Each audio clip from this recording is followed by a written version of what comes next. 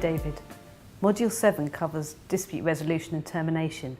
Can you tell us a bit about what's in it? Yeah, well, it tells you the procedures to go through if there is a dispute in relation to the ISPA, and also how the whole ISPA can be ended, whether it's because of breach of obligation by either side or certain other circumstances. Why is this important? Well, it's always important to look ahead throughout the life of a contract and think about what might happen if it was ended, either voluntarily or because of some other circumstance, and think how you'd survive as an organisation following the contract end.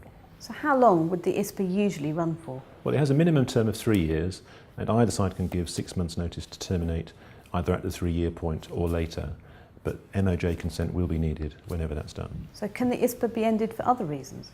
Yes, it can. So if the contract between the MOJ and the Tier 1 organisation terminates for any reason, that will automatically terminate the ISPA. Also, if either party to the ISPA becomes insolvent, that will lead to termination. If there's what's called a material breach of the ISPA, which could be one event or a series of events, that also could lead to termination of the ISPA. It's also worth remembering that breach doesn't just apply to the subcontractor. Potentially, if the contractor itself is not paying the organisation as it should, then that could be a breach that the subcontractor could take action on. So if that did happen and the contract ended, what would be the implications for the organisation? Well, there could be a number of things. So one is your staff. You may have to make people redundant. That could be quite costly, particularly if people have tupied into your organisation from another organisation with the valuable rights such as continuity of employment they may have. Another issue would be your premises from which you operate the ISPA. So you need to ensure that you've got flexible arrangements that you could leave if your ISPA terminated.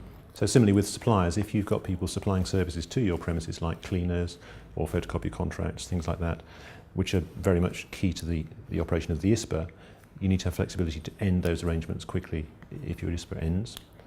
And finally, of course, don't forget that if the termination is for breach by your organisation, the contractor may take action against you for payment of damages, which could be very costly. But 3-year contracts are usually a good thing. Are they in this case? Well, they often are a good thing, but I think the problem in this case is that there's such flexibility for the contractor to make massive changes to the contract, either increasing the volume of service or indeed massively reducing it. So you might be left with a fairly large workforce geared up for a high level of service, but actually the service has been massively reduced, and you'd have to react to that and yet still be tied in for at least 3 years. So what about dispute resolution? Well, the ISPA contains some fairly standard procedures really designed to help to resolve disputes at the lowest level. So they start with discussions between contract representatives, if necessary moving up to chief executives, and ultimately there's the possibility of either side taking a matter to court. But it's really a mediation or alternative dispute resolution procedure that's designed to avoid going to court if at all possible. So if an organisation's thinking of entering a contract, what do they need to do? Well, they should see how far they can renegotiate certain things. So perhaps try and negotiate that service levels won't increase or decrease by more than a specified percentage, perhaps in a 12-month period. Also, they need to be very clear, particularly for charities, that the services can't be expanded more broadly than their own purposes would allow. Or finally, they could think about whether to use a separate limited company as a subsidiary to operate the contract to isolate the risks.